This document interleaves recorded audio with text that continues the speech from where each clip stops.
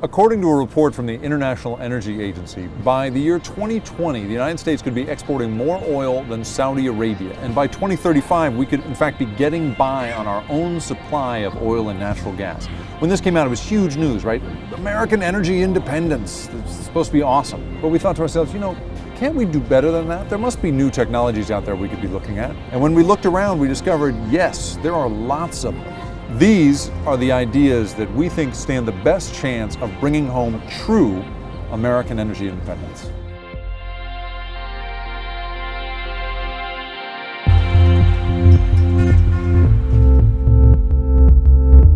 Here's the thing about solar energy.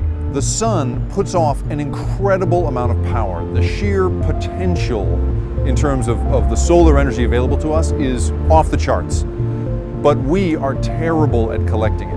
Think about your average city, right? I mean, think about all of the places where solar power, right, the sun's energy, hits a surface during the day. The top of every delivery truck, every fire escape, right? The roof of every apartment building. All of these could conceivably be harvesting the sun's energy. The thing is, you can't just build, big rectangular photovoltaic panels into all this stuff. You need a way of getting something sort of light, resilient, sort of beautiful into a cityscape for people to accept it and want to have it be part of their lives.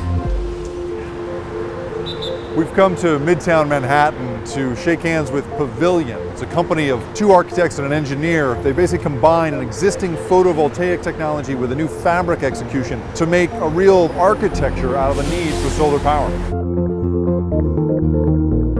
I really like the elegance of solar. Because I'm sort of dumb, it's very simple to me. The sun shines and the electricity is produced. In 1998 we built the first photovoltaic tent in the world. And so 1998 was really when Todd and Robert started developing these technologies with the Department of Defense and saying, why don't we take this building block, this small building block that's flexible, that we can move around, and let's put it on flexible surfaces. Let's put it on curved surfaces. So rather than laminating it into a piece of glass, we're going to integrate it onto a piece of fabric or a piece of flexible metal. Then you start to go think about, where are there flexible materials in the world? There are endless possibilities, and that's the most exciting thing. People are coming to us with clothing and they're saying, how do we make clothing solar powered? A lot of what you guys are doing now is purpose-built stuff, but what about improvising in today's settings? The curtain is a perfect example. We have this project building solar-powered curtains. They're actually interior curtains in an all-glass skyscraper. And when the sun hits the curtains, when they're closed, they produce enough electricity to power all the lighting in the building. It's a platform, and now people are coming to us because we have the platform, and they're saying, well, could you do this, this, this, and this? And we say, absolutely, why not?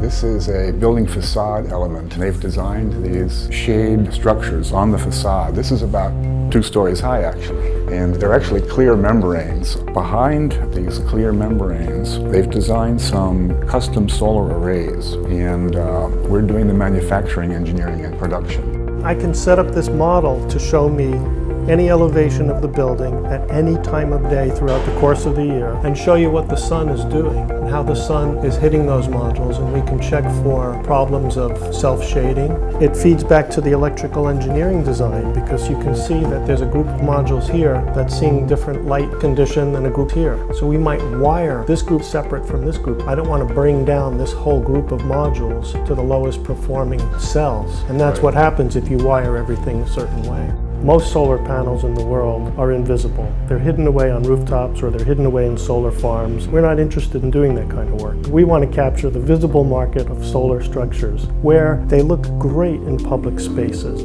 What's the technical threshold that you would like to see crossed in your lifetime? It's taking the most flexible solar cell and putting it into the most flexible fabric. In a matter of time, we're going to have that t-shirt that crumples up and you throw it in your washing machine and it still charges your iPhone, or it is an iPhone. Where we are now is a far cry from where we need to be. In your opinion, how much can solar account for in the energy mix? We're not trying to solve all of the world's energy problems. We're not. In my mind, we're not competing with traditional solar panels, and we're not competing with wind, and we're not competing with hydro. We're not pretending that we're going to solve all the world's energy problems, but we're a part of the solution.